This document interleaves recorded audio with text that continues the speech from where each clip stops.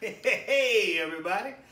It's Brother Aldridge again, the cheese preacher here with you. Now, I may look a little different today because I've got all geared up because I want to dive a little bit deeper into true cheese knowledge. I know that I love myself and I think I'm funny and all that, but it's not just about me. I actually want to teach you something, get you some knowledge, and help you become more educated and more driven to support the dairy industry and eat more cheese.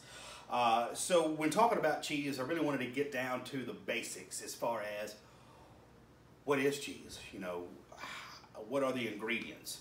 So for the first series that I want to create for you, I want to break down the 4 ingredients of cheese, which of course are going to be milk, rennet, cultures, and salt.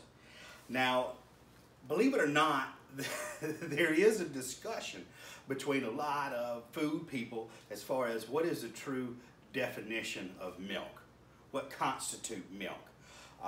Now, being that I am a certified cheese professional from the American Cheese Society, I do utilize their information more so than any others. Of course, I have many books that I have read or skimmed through for the most part to get a lot of information, and I pull all this together. But this is a lot that I teach when I'm out on the road, when I'm talking to cheesemongers. So this may be hopefully a little bit higher level for you cheese novices. For cheese experts, this is kind of the beginning, basically. So, milk. Milk is a lacteal secretion practically free of colostrum obtained by the complete milking of one or more healthy cows. And it extends a little bit upon that, but that's going to be your quote-unquote definition that if you look it up. Now, for me, of course, milk as a definition is the white secretion from the mammary glands of a lactating mammal. I think that milk, more than anything, is given from a living being. Milk is very much a life-giving force, life-giving juice, and I don't really call nut juice or nut milk, so to speak. I'm going to touch on that in just a minute, but let me just get down to a little bit more about milk as we're talking about that comes from a cow, or we'll talk about some other animals here in a second. Now, milk, as you get it from the grocery store, of course, you're going to notice that it has been pasteurized, but more often than not, probably ultra pasteurized. So milk that we get, it's regulated by the FDA that we pasteurize all milk. And pasteurization, what that does, of course, is that's really high heat for a very short amount of time, and that zaps out all the bacteria that live in milk. Now, bacteria, of course, can be bad, and they can cause a lot of illnesses. But there's also good bacteria as well. Some of you may have seen commercials with yogurt talking about, you need to get your good gut bacteria. Well, there's good bacteria in milk as well. Not that pasteurization is necessarily bad. I don't want to get into all of that. But I just want to let you know that when you buy milk in the U.S., you're going to be buying pasteurized milk.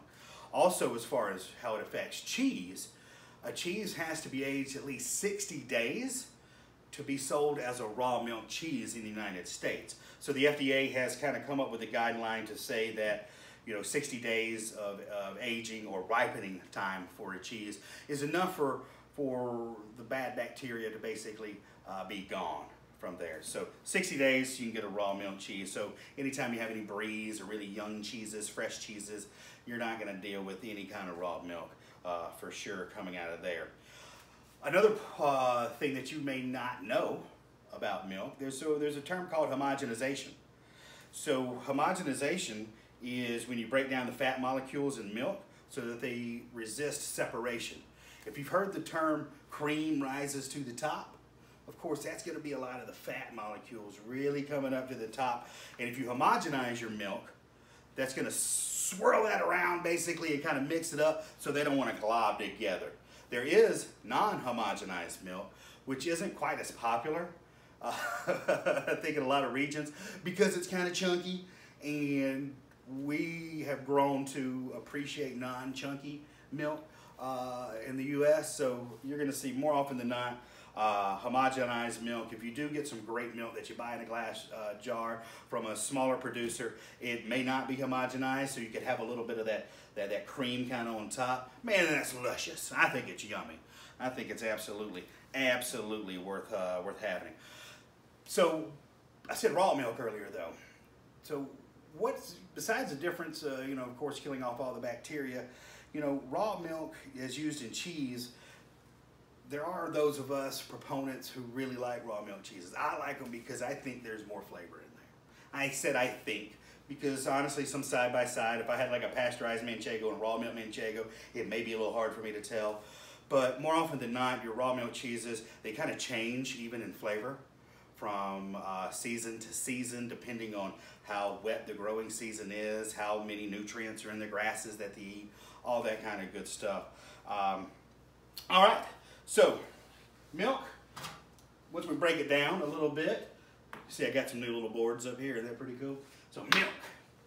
Milk is broken up as just a few ingredients inside it. Of course, milk is going to be mostly water, and you're talking about over 3/4 generally. Now, it's going to be different when we're going from our different animals, but this is, probably over 80% even. So you got water, which makes up most of the milk. You're going to have lactose. Lactose is going to be your carbohydrate, your sugars that you're going to find in milk. Then, of course, you're going to have some fat, you're going to have some proteins, and you're going to have some base trace minerals also in there. And that's going to be your basic makeup for milk. Now, of course, we get milk from different animals. So I've got here, and you may have seen a lot of cheese shops or different things, cow, goat, sheep. Those are the 3 basic animals that we use. We kind of narrowed it down. Now, of course, mammals provide milk. Milk makes cheese. So you can technically make cheese with most mammal milk. Now that all depends on how the fats and the proteins, how they're going to be working together, whether they're going to make a delicious cheese or not. But we've chosen these 3. A 4th one you may see, a 4th animal that you may see used in some cheese making in the U.S., which I highly suggest, buffalo. Buffalo milk mozzarella is yummy. You need to get that going. A lot of the Italian cheeses you'll see with some buffalo milk coming in there as well. And all of these, what they have in common, which is going to be another lesson, because I know my videos don't need to be too long, these are all ruminants. And I'm going to talk about that in another lesson for you. So, besides that, of course, so you got your milk, you got these animals. If you look up here, you see my sassy heifer right here. She's adorable, So, we've got here her teats, where she is going to be producing her milk. Now, this one, I guess she's hiding one. Cows generally are going to have 4. Sheep, they're going to produce less milk, and they're going to have 2 teats. They give less milk. It's higher in fat. Goat milk, actually, is probably the least fat in that milk. And goat milk, one thing about it, once you make cheese, that milk is really white and vibrant. And that's because they can't process the beta-carotene in milk. Cows, though, good grass-fed cow milk cheese, specifically, is going to have a little bit of a yellow kind of twinge to it because they can process that, and that's a good sign when looking at milk. All right, so after going through all that, questions I do get, but Brother Aldridge, what about nut milk? What about nut milk?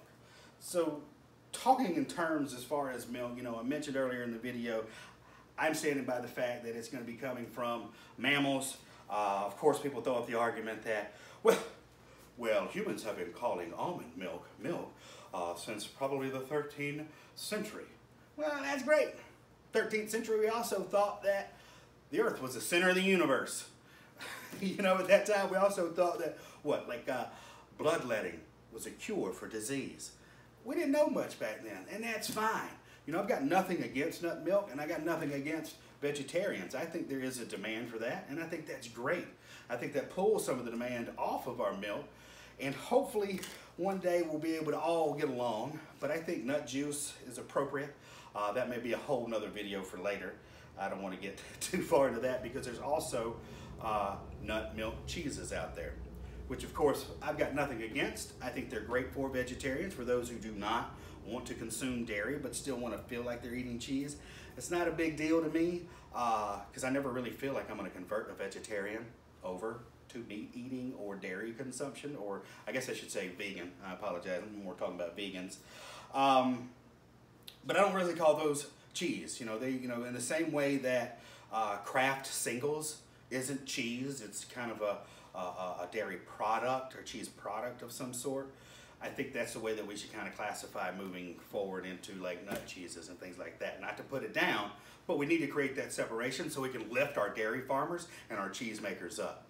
And on a closing note, today being, it's a hard day for me because I did enjoy a very popular singer has passed away.